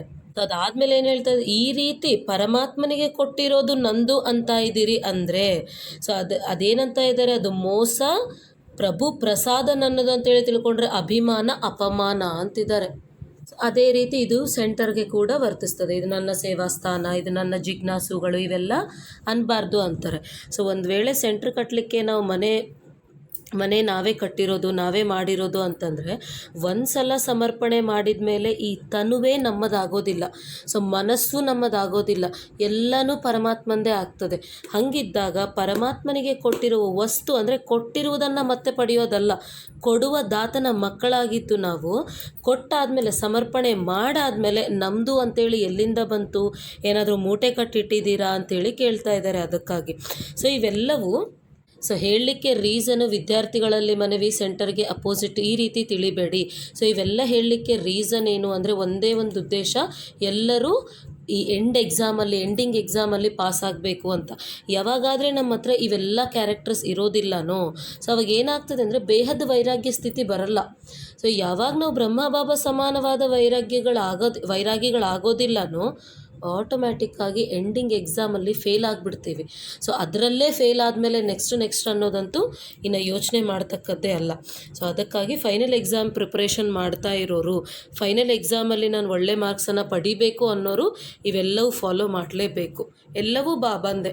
ಸೊ ನಮ್ಮ ಗುಣಗಳು, ನನ್ನ ಶಕ್ತಿಗಳು, ನನ್ನ ಹತ್ರ ಈ ವಿಶೇಷತೆ ಇದ್ದಿದ್ದು ಯಾವುದು ನನ್ನದಲ್ಲ, ಎಲ್ಲವೂ ಪ್ರಭುವಿನ ಪ್ರಸಾದವಾಗಿದೆ. ಸೊ ನನ್ನದು ಎನ್ನುವುದು ಎಲ್ಲಿಂದ ಬಂದಿದೆ? ಯಾವಾಗ ಬುದ್ಧಿ ಬದಲಾವಣೆ ಆಗುತ್ತದೆಯೋ ಆಗ ನನ್ನದು ಎನ್ನುತ್ತೀರಿ. ನನ್ನದು ಎನ್ನುವುದೇ ಮೈಲಿಗೆ ಮಾಡಿಬಿಟ್ಟಿದೆ. ಮತ್ತೆ ಮೈಲಿಗೆ ಆಗಬೇಕೇನು? ಯಾವಾಗ ಬ್ರಾಹ್ಮಣರಾದಿರೋ, ಬ್ರಾಹ್ಮಣ ಜೀವನದಲ್ಲಿ ತಂದೆಗೆ ಮೊದಲು ಯಾವ ಪ್ರತಿಜ್ಞೆಯನ್ನು ಮಾಡಿದ್ದೀರಿ? ಸೊ ಹೊಸಬರು ಪ್ರತಿಜ್ಞೆ ಮಾಡಿದ್ದೀರಾ ಅಥವಾ ಹಳೆಬರು ಪ್ರತಿಜ್ಞೆಯನ್ನು ಮಾಡಿದ್ದೀರಾ? ಹೊಸಬರು ಸಹ ಈಗ ಆಗಿ ಬಂದಿದ್ದೀರಲ್ಲವೇ? ಸೊ ನಿಶ್ಚಯ ಬುದ್ಧಿಯ ಫಾರಂ ತುಂಬಿಸಿ ಬಂದಿದ್ದೀರಲ್ಲವೇ? ಅಂದಾಗ ತನು, ಮನ, ಧನ ಮತ್ತು ಬುದ್ಧಿ ಎಲ್ಲ ನಿನ್ನದು ಎಂದು ಎಲ್ಲರ ಮೊಟ್ಟ ಮೊದಲನೆಯ ಪ್ರತಿಜ್ಞೆಯಾಗಿದೆ. ಈ ಪ್ರತಿಜ್ಞೆಯನ್ನು ಎಲ್ಲರೂ ಮಾಡಿದ್ದೀರಾ? ಸೊ ಇಲ್ಲಿ ಪ್ರತಿಜ್ಞೆಯನ್ನಂತೂ ಎಲ್ಲರೂ ಮಾಡಿಬಿಟ್ಟಿದ್ದಾರೆ. ಈಗ ನೋಡಬೇಕಾದ್ರೆ ನಾರ್ಮಲಿ ಮಾತಾಡ್ತಿರ್ಬೇಕಾದ್ರೆ ಹೇಳ್ತಿರ್ತಾರೆ, ಥ್ಯಾಂಕ್ ಯು ಬಾಬಾ, ಸಾರಿ ಬಾಬಾ, ಏನು ಬರಲಿ ಅಕ್ಕ ಥ್ಯಾಂಕ್ ಯು, ಎಲ್ಲನೂ ಬಾಬಾ ಅಂದೆ, ನಮ್ಮದೇನೂ ಇಲ್ಲ, ಮಾತೆತ್ತಿದ್ರೆ ಬಾಬಾ, ಮಾತು ಬಿಟ್ಟರೆ ಬಾಬಾ, ಅಂದರೆ ಬಾಯಿ ತೆಗೆದ್ರೆ ಬಾಯಲ್ಲಿ ಬಾಬಾ ಅನ್ನೋ ಭಾಷೆಯನ್ನು ಮಾತಾಡ್ತಾ ಇದ್ದೀವಿ ಬಿಟ್ಟರೆ ಪ್ರಾಕ್ಟಿಕಲ್ ಲೈಫ್ ಅಂತ ಬಂದಾಗ ಫೇಲ್ ಆಗ್ತಾ ಇದ್ದೀವಿ. ಸೊ ಆ ರೀತಿ ಫೇಲ್ ಆಗೋದಕ್ಕೆ ರೀಸನ್ ಏನು ಅಂದರೆ ಮನಸ್ಸಿನಿಂದ ಸಂಪೂರ್ಣ ನಿಶ್ಚಯದಿಂದ ಇದು ತಂದೆದು ಅಂಥೇಳಿ ನಾವು ಅಂದಿಲ್ಲ. ಸೊ ಬಾಬಾ ನಿನ್ನದು, ನನ್ನದೆಲ್ಲವೂ ನಿನ್ನದು ಅಂಥೇಳಿ ಪ್ರತಿಜ್ಞೆಯನ್ನು ಪ್ರಾಕ್ಟಿಕಲ್ ಲೈಫಲ್ಲಿ ತಂದಿಲ್ಲ. ಅದಕ್ಕಾಗಿಯೇ ನಾವಿಲ್ಲಿ ಸಂಪೂರ್ಣವಾಗಿ ತಂದೆಯದು ಅಂದಾಗ ಅದು ಮನಸ, ವಾಚ, ಕರ್ಮಣ ಎಲ್ಲದರಲ್ಲಿ ಕೂಡ ಬರಬೇಕು. ಸೊ ಅದಾದಮೇಲೆ ಈಗ ಪ್ರತಿಜ್ಞೆಯನ್ನು ಮಾಡುವವರು ಕೈ ಎತ್ತಿ. ಯಾರು ಸ್ವಲ್ಪ ಜೇಬು ಖರ್ಚಿಗೆ ಬೇಕೆಂದು ತಿಳಿಯುತ್ತಾರೆಯೋ, ಎಲ್ಲ ತಂದೆಗೆ ಕೊಟ್ಟು ಬಿಟ್ಟರೆ ಹೇಗೆ? ಸ್ವಲ್ಪ ಅಂತೂ ಹತ್ತಿರ ಇಟ್ಟುಕೊಳ್ಳಬೇಕು. ಯಾರು ಇದು ಬುದ್ಧಿವಂತಿಕೆಯ ಕೆಲಸ ಎಂದು ತಿಳಿಯುತ್ತಾರೆಯೋ ಅವರು ಕೈ ಎತ್ತಿ. ಸ್ವಲ್ಪ ಹತ್ತಿರ ಇಟ್ಟುಕೊಂಡಿದ್ದೀರೇನು ನೋಡಿ, ನಂತರ ನಮ್ಮನ್ನು ಯಾರು ನೋಡುತ್ತಾರೆ ಎಂದು ಹೇಳಬಾರದು. ಇಷ್ಟು ಗುಂಪಲ್ಲಿ ಯಾರು ನೋಡುತ್ತಾರೆ? ತಂದೆಯ ಹತ್ತಿರ ಟಿವಿ ಬಹಳ ಸ್ಪಷ್ಟವಾಗಿದೆ, ಆದ್ದರಿಂದ ಬಚ್ಚಿಟ್ಟುಕೊಳ್ಳಲು ಸಾಧ್ಯವಿಲ್ಲ. ಆದ್ದರಿಂದ ಯೋಚನೆ ಮಾಡಿ ಅರ್ಥ ಮಾಡಿಕೊಂಡು ಸ್ವಲ್ಪ ಇಟ್ಟುಕೊಳ್ಳಬೇಕಾದರೆ ಬಲೆ ಇಟ್ಟುಕೊಳ್ಳಿ.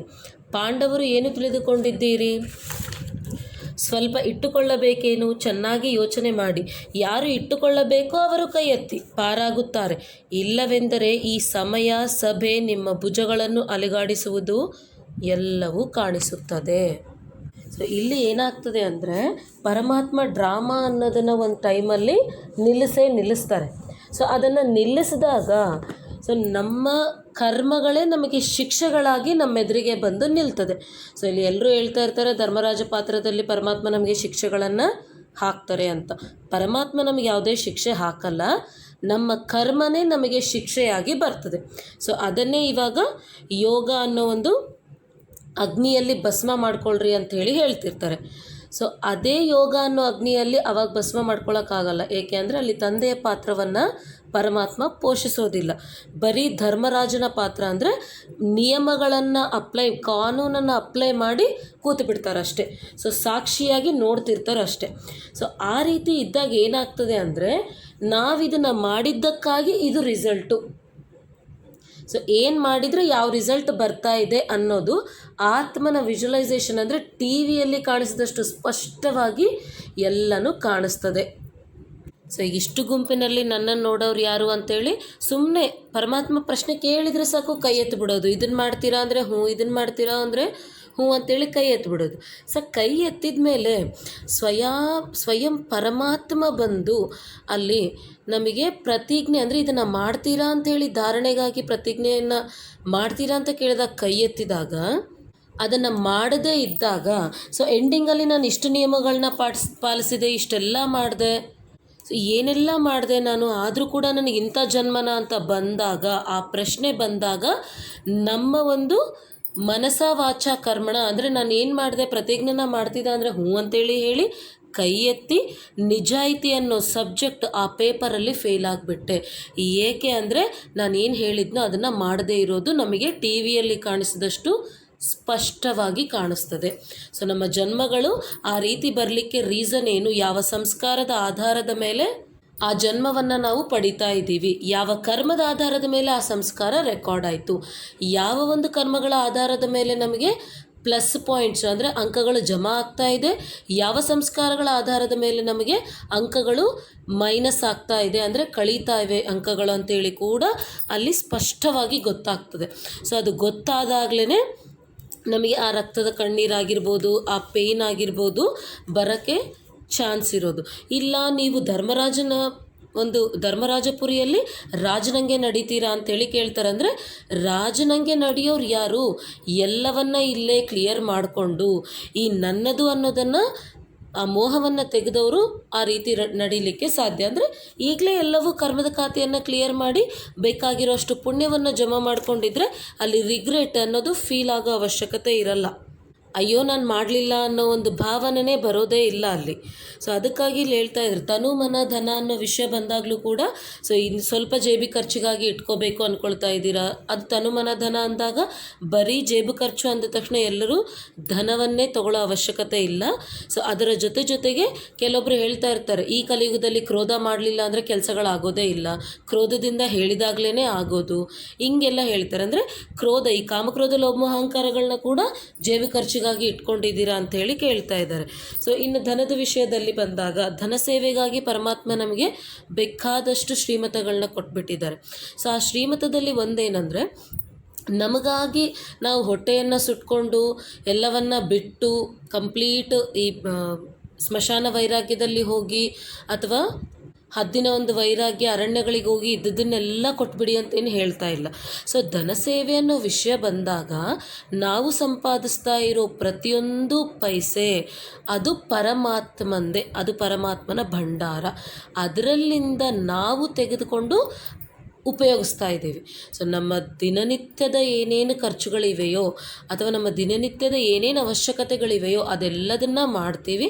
ಆದರೆ ಟ್ರಸ್ಟಿಯಾಗಿ ಇದು ಪರಮಾತ್ಮನ ಭಂಡಾರ ಆ ರೀತಿ ಯೋಚನೆ ಮಾಡಿ ಅದನ್ನೆಲ್ಲ ಮಾಡ್ತೀವಿ. ಅಷ್ಟೇ ಹೊರತು ಪರಮಾತ್ಮ ಬಂದು ಎಂಡಿಂಗಲ್ಲಿ ಕೊಡ್ತಾರಾ, ನಮಗೇನಾದರೂ ಆದರೆ ಪರಮಾತ್ಮ ನೋಡ್ತಾರಾ, ಇದೆಲ್ಲ ಅಂದರೆ ನನ್ನದು ಅಂದ್ಕೊಂಡಾಗ ಈ ರೀತಿ ಬರ್ತದೆ. ಅದೇ ಪರಮಾತ್ಮಂದು ಅಂದ್ಕೊಂಡಾಗ ರೆಸ್ಪಾನ್ಸಿಬಿಲಿಟಿ, ಕರ್ತವ್ಯ ಪರಮಾತ್ಮಂದಾಗ್ತದೆ. ಅದಕ್ಕಾಗಿ ಅಲ್ಲೇನಾಗ್ತದೆ, ಭಾವನೆ ಚೇಂಜ್ ಆಯಿತು ನಮ್ಮದು. ಅದನ್ನೇ ಪರಮಾತ್ಮ ಮುರಳಿಯಲ್ಲಿ ತಿಳಿಸ್ತಾ ಇದ್ದಾರೆ. ನಾವು ಆಲೋಚಿಸಬೇಕಾಗಿರುವ ವಿಧಾನ, ಅದರ ಆಧಾರದ ಮೇಲೆ ನಮ್ಮ ಮಾತು ಮತ್ತು ಕರ್ಮ ಚೇಂಜ್ ಆಗ್ತದೆ. ಅದನ್ನೇ ತಿಳಿಸ್ತಾರೆ. ತನು ಅನ್ನೋ ವಿಷಯ ತಗೊಂಡಾಗ ಎಕ್ಸಾಂಪಲ್ ಕೊಟ್ಟು ತಿಳಿಸ್ಲಿಕ್ಕೆ ರೀಸನ್ ಏನು ಅಂದರೆ, ವಿದ್ಯಾರ್ಥಿಗಳಿಗೆ ಪರಮಾತ್ಮನ ಉದ್ದೇಶ ಏನು, ಯಥಾರ್ಥವಾಗಿ ನಾವು ಪರಮಾತ್ಮನನ್ನು ತಿಳ್ಕೊಳ್ಳದೇ ಇರೋದು. ಮನೆಯನ್ನು ಸೇವಾಸ್ಥಾನವನ್ನಾಗಿ ಮಾಡಿರಿ ಅಂದ ತಕ್ಷಣ ಎಲ್ಲರೂ ಮಾಡ್ತಾ ಇರೋದೇನು ಅಂದರೆ, ಮನೆಯನ್ನು ಮಾರಿ ಆ ಹಣವನ್ನು ಹೋಗಿ ಭಂಡಾರಕ್ಕೆ ಹಾಕೋದು, ಅಥವಾ ಮನೆಯಲ್ಲಿ ಎಲ್ಲ ಸ್ಟಿಕ್ಕರ್ಸ್ನ ಇಟ್ಟುಬಿಡೋದು.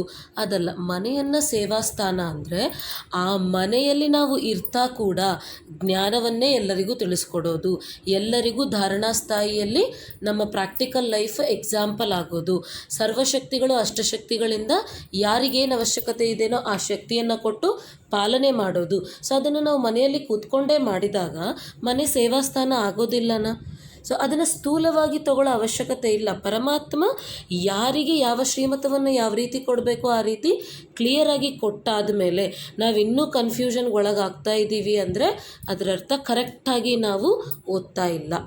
ಅಭ್ಯಾಸವನ್ನು ಕರೆಕ್ಟಾಗಿ ಮಾಡಿದರೆ, ಅದಕ್ಕಾಗಿಯೇ ಅಕ್ಷರತೆ ಅನಕ್ಷರತೆ ಇವೆರಡಕ್ಕಿರೋ ಡಿಫ್ರೆನ್ಸ್ ಅದೇ. ಸೊ ನಮ್ಗೆ ಯಾವಾಗ ಆ ಸಬ್ಜೆಕ್ಟ್ ಮೇಲೆ ಸರಿಯಾದ ಜ್ಞಾನ ಇಲ್ಲನೋ ಆವಾಗಲೇ ಕನ್ಫ್ಯೂಷನ್ ಸ್ಟಾರ್ಟ್ ಆಗೋದು. ಸೊ ಅದಕ್ಕಾಗಿಯೇ ಪರಮಾತ್ಮ ಬಂದು ನಮಗೆ ಓದನ್ನು ತಿಳಿಸ್ಕೊಟ್ಟು ಜ್ಞಾನವನ್ನು ಹೇಳಿಕೊಟ್ಟು ಅಭ್ಯಾಸ ಮಾಡಿಸಿ ಹಿಂದಿಂದೆ ಮತ್ತೆ ಶಕ್ತಿಯನ್ನು ಕೊಟ್ಟು ಪಾಲನೆ ಕೂಡ ಮಾಡ್ತಾ ಇದ್ದಾರೆ. ಸೊ ತನು ಸ್ವಲ್ಪ ಹುಷಾರಿಲ್ಲ ಅಂದ ತಕ್ಷಣ ಏನು ಮಾಡೋದು, ಸೇವೆಗೆ ಹೋಗದೇ ಇರೋದು. ಸೇವೆ ಅಂದಾಗ ತನು ಮನ ಧನದಿಂದ ನಮಗೆ ಟೆಸ್ಟ್ ಅನ್ನೋದು ಬಂದೇ ಬರ್ತದೆ. ಸೊ ತನುವಿನಿಂದ ಬಂದಿರುವ ಟೆಸ್ಟು ಹೆಲ್ತ್ ಸರಿ ಇಲ್ಲ ಅಂದಾಗ ಸೇವೆಯಲ್ಲಿ ಆ ತನುವನ್ನು ಕರ್ಕೊಂಡು ಹೋಗಬೇಕು.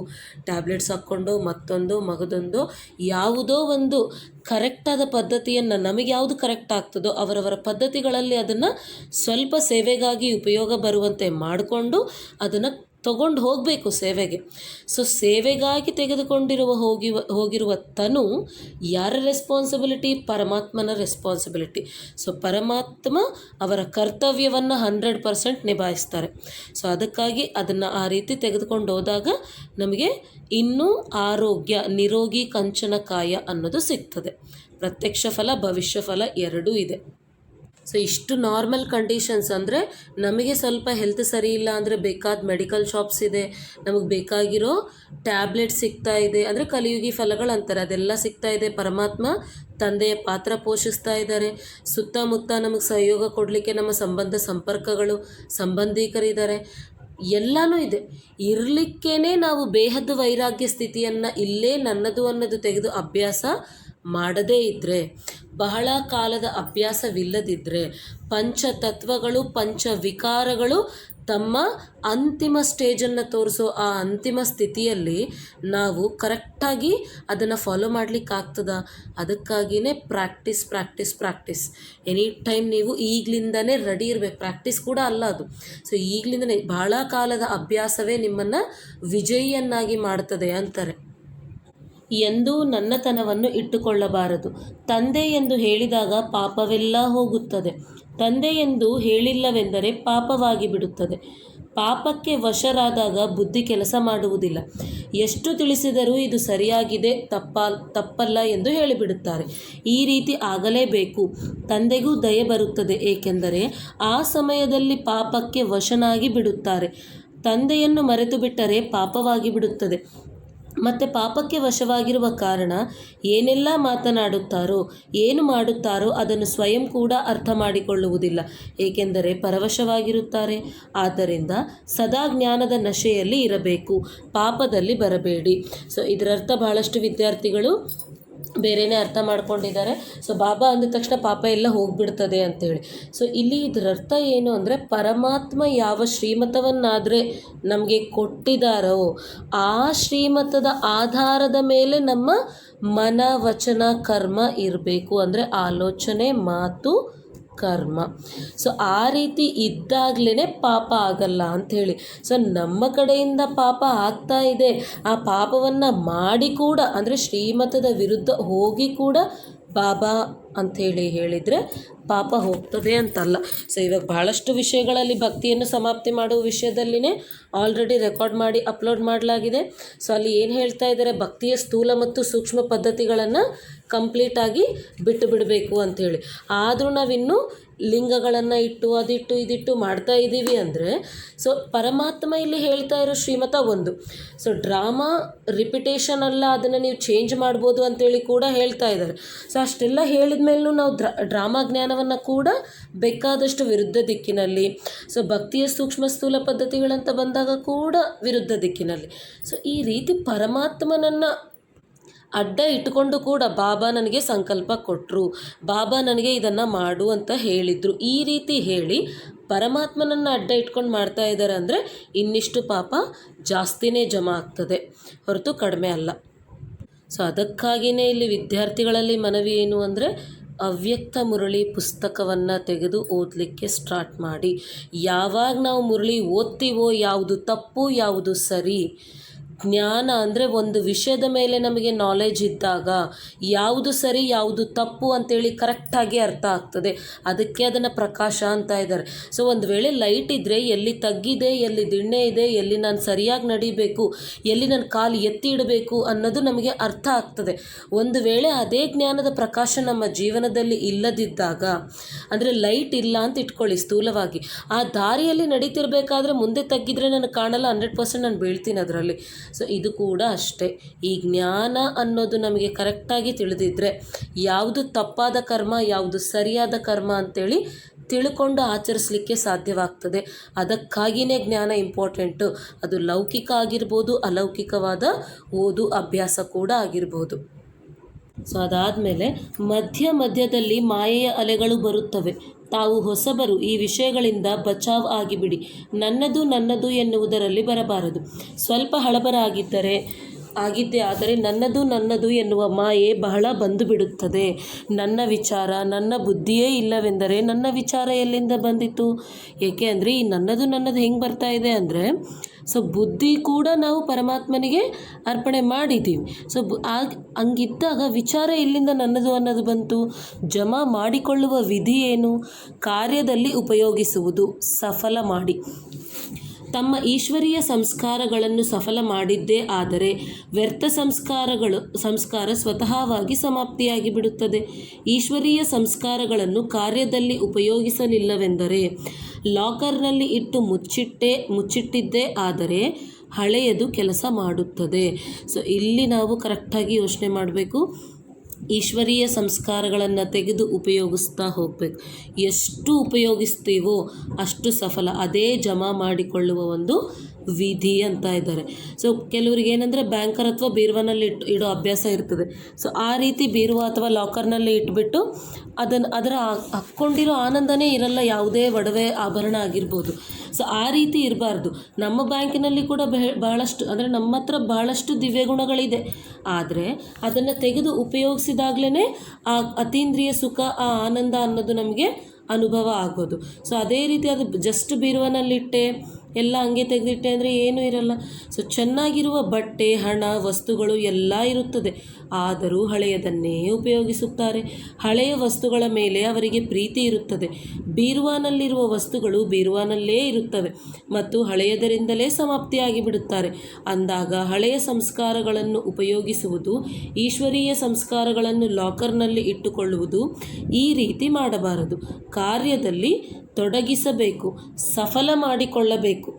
ಸೊ ಅದೇ ರೀತಿ ಇಲ್ಲಿ ಕೂಡ ಜಸ್ಟ್ ಆ ಒಂದು ನಮ್ಮ ಸ್ಥೂಲವಾದ ಖಜಾನೆಗಳು, ಸೂಕ್ಷ್ಮವಾದ ಖಜಾನೆಗಳನ್ನು ಕಂಪೇರ್ ಮಾಡಿ ನಮಗೆ ತಿಳಿಸ್ತಾ ಇದ್ದಾರೆ. ಹಂಗೆ ಒಳಗಡೆ ಇಡೋದೆಲ್ಲ ತೆಗೆದು ಉಪಯೋಗಿಸಬೇಕು ಅಂಥೇಳಿ.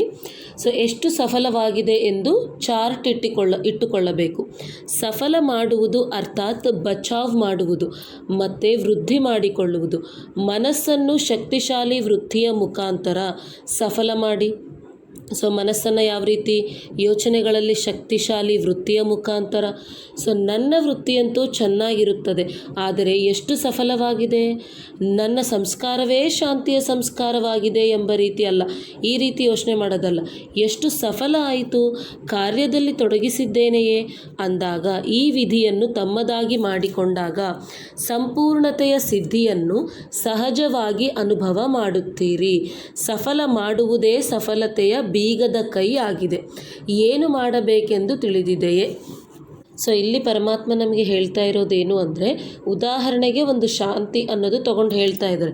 ಸೊ ಅದರಲ್ಲಿ ಏನೇನು ಸಫಲ ಮಾಡ್ಕೊಳ್ಬೇಕು ಅಂತೇಳಿ ಕೂಡ ಹೇಳ್ತಾ ಇದ್ದಾರೆ. ಮನಸ್ಸನ್ನು ಶಕ್ತಿಶಾಲಿ ವೃತ್ತಿಯ ಮುಖಾಂತರ, ವೃತ್ತಿಯಂತೂ ಚೆನ್ನಾಗಿದೆ ಅಂದ್ಕೊಳ್ಳೋದಲ್ಲ. ಸೊ ಸಂಬಂಧ ಸಂಪರ್ಕಗಳನ್ನು ಎಲ್ಲವುಗಳನ್ನು ಕೂಡ ಸಫಲ ಮಾಡಬೇಕು ಅಂತ ಇದ್ದಾರೆ. ಸೊ ಎಷ್ಟರ ಮಟ್ಟಿಗೆ ನಾವು ಇದನ್ನೆಲ್ಲ ಮಾಡ್ತಾ ಇದ್ದೀವಿ ಅಂತ ನೋಡಿದಾಗ, ಫಸ್ಟ್ ಆಫ್ ಆಲ್ ಸಂಬಂಧ ಸಂಪರ್ಕದಲ್ಲಿ ಎಲ್ಲರೂ ಫೇಲ್ ಆಗಿದ್ದಾರೆ. ಸೊ ಫಸ್ಟ್ ಸಂಬಂಧಿಕರನ್ನೇ ದೂರ ಮಾಡ್ಕೊಂಡ್ಬಿಟ್ಟಿದ್ದಾರೆ. ನಿಯಮಗಳಂತೇಳಿ, ಮತ್ತೊಂದು ಮಗದೊಂದು ಅಂಥೇಳಿ, ಅವ್ರು ಬೇರೆ ನಾವು ಬೇರೆ. ಪರಮಾತ್ಮ ನೋಡಿದರೆ ಇಲ್ಲಿ ಶ್ರೀಮತದಲ್ಲಿ ಆದಿಯಲ್ಲಿ ರಾಜವಂಶೀಯರು, ಪ್ರಸ್ತುತ ಬ್ರಹ್ಮವಂಶೀಯರು, ಮಾಸ್ಟರ್ ಸರ್ವಶಕ್ತಿವಂತರು, ಎಲ್ಲರ ಪ್ರತಿ ಇದೇ ಸಂಕಲ್ಪ ಹೇಳ್ತಾ ಇದ್ದಾರೆ. ಆದರೆ ಯಾರನ್ನು ನೋಡಿದಾಗಲೂ ಇವರು ಜ್ಞಾನದಲ್ಲಿದ್ದಾರ, ಜ್ಞಾನದಲ್ಲಿಲ್ಲ, ಜ್ಞಾನದಲ್ಲಿ ಬಂದು ಎಷ್ಟು ದಿನ ಆಯಿತು, ಇವರು ಬೆಳ್ಳುಳ್ಳಿ ಉಳ್ಳಗಡ್ಡೆ ತಿಂತಾ ಇದ್ದಾರ, ದೇಹ ನಿಯಮಗಳು ಮತ್ತು ಈ ಒಂದು ಆಹಾರ ನಿಯಮಗಳು ಇದನ್ನು ಇಟ್ಟು ಸಂಬಂಧಗಳನ್ನೆಲ್ಲ ತೆಗೆದುಬಿಟ್ಟಿದ್ದಾರೆ. ಸೊ ಪಾಪದ ಖಾತೆ 100% ಇಲ್ಲಿ ಜಮಾ ಆಗೇ ಆಗ್ತದೆ. ನಾವಿಲ್ಲಿ ಶ್ರೇಷ್ಠ ಸಂಬಂಧಗಳನ್ನು ಸ್ನೇಹ ಅನ್ನೋ ದಾರದಿಂದ ರೆಡಿ ಮಾಡ್ತಾ ಇದ್ದೀವಿ. ಸೊ ಅದು ಕೂಡ ವಿದ್ಯಾರ್ಥಿಗಳು ನೋಡ್ಕೊಳ್ಬೇಕು. ಅದಾದಮೇಲೆ ಈಗ ಶಾಂತಿಯ ಬಗ್ಗೆ ಹೇಳ್ತಾ ಇದ್ದಾರೆ. ಸೊ ಶಾಂತಿ ಅಂತ ಬಂದಾಗ ನಾನಾತ್ಮ ಶಾಂತ ಸ್ವರೂಪ ಯೋಗ ಸ್ಥಿತಿಯಲ್ಲಿ ನಾನಾತ್ಮ ಶಾಂತ ಸ್ವರೂಪ, ನನ್ನೊಳಗಿನ ಶಾಂತಿಯ ದಿವ್ಯ ಕಿರಣಗಳು ಈ ಪ್ರಕೃತಿಯೆಲ್ಲ ವ್ಯಾಪಿಸುತ್ತಿದೆ ಅಂತ ಮಾಡಿದಾಗ, ಸೊ ಶಾಂತಿ ಅನ್ನೋ ದಿವ್ಯ ಗುಣವನ್ನು ನಾವು ಪ್ರಪಂಚಕ್ಕೆ ಕೊಟ್ಟಂಗೆ ಪ್ಲಸ್ ಧಾರಣೆಯಲ್ಲಿ ಕೂಡ ಅದನ್ನು ತರಬೇಕಂದ್ರೆ ಪ್ರಾಕ್ಟಿಕಲ್ ಲೈಫಲ್ಲಿ ಸೇವೆಯಲ್ಲಿ ನಾವು ಶಾಂತಿಯನ್ನು ಅದೇ ರೀತಿ ಉಪಯೋಗಿಸ್ತಾ ಕೂಡ ಹೋಗಬೇಕು. ಸೊ ಈ ಕ್ಲಾರಿಟಿ ಸಲುವಾಗಿ ನೀವು ಮನಸಾ ಸೇವೆ ಅನ್ನೋ ಸ್ಲಾಟಲ್ಲಿ ಹೋಗಿ ಆ ವಿಡಿಯೋಸ್ನ ನೋಡಿದಾಗ ಇನ್ನೂ ಅರ್ಥ ಆಗ್ತದೆ. ಅದಾದಮೇಲೆ ಪರಮಾತ್ಮ ನಮಗಿಲ್ಲಿ ನಾನು ಬಹಳ ಗುಣವಂತ, ನಾನು ಚೆನ್ನಾಗಿ ಭಾಷಣ ಮಾಡುತ್ತೇನೆ, ನಾನು ಬಹಳ ಒಳ್ಳೆಯ ಜ್ಞಾನಿಯಾಗಿದ್ದೇನೆ, ನನ್ನ ಯೋಗವು ಬಹಳ ಚೆನ್ನಾಗಿರುತ್ತದೆಂದು ಕೇವಲ ನಿಮ್ಮಲ್ಲಿಯೇ ಖುಷಿ ಪಡಬೇಡಿ. ಆದರೆ ಚೆನ್ನಾಗಿದ್ದರೆ ಉಪಯೋಗ ಮಾಡಿರಿ. ಅದನ್ನು ಸಫಲ ಮಾಡಿ ಕಾರ್ಯದಲ್ಲಿ ತೊಡಗಿಸುವುದು ಮತ್ತೆ ವೃದ್ಧಿ ಮಾಡುವುದು ಸಹಜ ವಿಧಿಯಾಗಿದೆ. ಪರಿಶ್ರಮವಿಲ್ಲದೆ ವೃದ್ಧಿಯಾಗಿ ಬಿಡುತ್ತದೆ. ಮತ್ತು 21 ಜನ್ಮಗಳು ಆರಾಮವಾಗಿ ತಿನ್ನುತ್ತೀರಿ, ಅಲ್ಲಿ ಪರಿಶ್ರಮ ಪಡಬೇಕಾಗಿಲ್ಲ, ಒಳ್ಳೆಯದು. ಸೊ ಇಲ್ಲಿ ಪರಮಾತ್ಮ ನಮಗೆ ಇಷ್ಟೆಲ್ಲ ಹೇಳ್ತಾ ಇದ್ದಾರೆ. ಸೊ ಇಲ್ಲಿ ನಾವು ಒಂದು ವೇಳೆ ಪರಿಶ್ರಮ ಅಂದರೆ ನಿಜವಾಗ್ಲೂ ಹೇಳ್ಬೇಕಂದ್ರೆ ಇಲ್ಲಿ ಪರಿಶ್ರಮನೂ ಪಡಬೇಕಾಗಿಲ್ಲ. ಧೈರ್ಯ ಅನ್ನೋದನ್ನು ಇಟ್ಕೊಂಡು ನಮ್ಮ ಗುಣಗಳು, ಶಕ್ತಿಗಳು ಮತ್ತು ನಮ್ಮ ಇವುಗಳನ್ನೆಲ್ಲ ಯಜ್ಞದಲ್ಲಿ ಹಾಕಿ ಅಂದರೆ ಸೇವೆಯಲ್ಲಿ ಉಪಯೋಗಿಸಿ ಮತ್ತು ನಮ್ಮ ಸಂಬಂಧ ಸಂಪರ್ಕದಲ್ಲಿರೋರನ್ನ ಸರಿಯಾಗಿ ನಾವು ಮೇಂಟೈನ್ ಮಾಡ್ತಾ ಹೋದಾಗ ಆಟೋಮ್ಯಾಟಿಕ್ಕಾಗಿ ಪುಣ್ಯ ಅನ್ನೋದು ಜಮಾ ಆಗ್ತಾನೆ ಹೋಗ್ತಾ ಇದೆ. ಪ್ಲಸ್ ಪರಮಾತ್ಮ ಮುರಳಿಯಲ್ಲಿ ನಮಗೆ ಕೊಟ್ಟಿರೋ ಸೇವೆಯ ಸೂಚನೆಗಳ ಅನುಸಾರ ನಾವು ಸೇವೆಯನ್ನು ಮಾಡ್ತಾ ಹೋದಾಗ ಅಷ್ಟೇ ಹೊರತು ಈಗ ನಾವು ಸಾಧನೆಗಳಿಗೆ ವಶವಾಗಿ ಆರಾಮಾಗಿ ಈಗ ಯಾರ ಮನೆಯಲ್ಲಿ ಅವರ ಮನೆಗೆ ಬೇಕಾಗಿರೋ ವಿಶ್ರಾಂತಿ ಸಾಧನಗಳು ಬೇಕಾದಷ್ಟಿದೆ.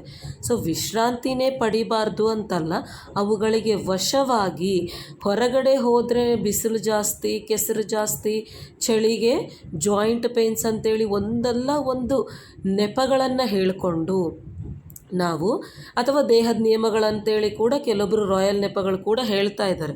ಸೊ ಅವೆಲ್ಲ ನೆಪಗಳು ಹೇಳ್ಕೊಂಡು ವಿಶ್ವಾತ್ಮರು ಎಲ್ಲೆಲ್ಲೋ ನಿರ್ಬಲರಾಗಿ ನಿರ್ಭಾಗ್ಯರಾಗಿ ದುಃಖದಿಂದ ಇರುವವರಿಗೆ ನಾವು ಶಾಂತಿ ಸುಖ ಭಾಗ್ಯ ಬಲವನ್ನು ಕೊಡಲಿಲ್ಲ ಅಂದರೆ ನಮ್ಮ ಸೇವೆಯ ಪರಮಾರ್ಥ ಏನು? ಸೇವೆಯ ಇಂಟೆನ್ಷನ್ ಡಿಫೀಟ್ ಆಗ್ತಾ ಇದೆ ಇಲ್ಲಿ.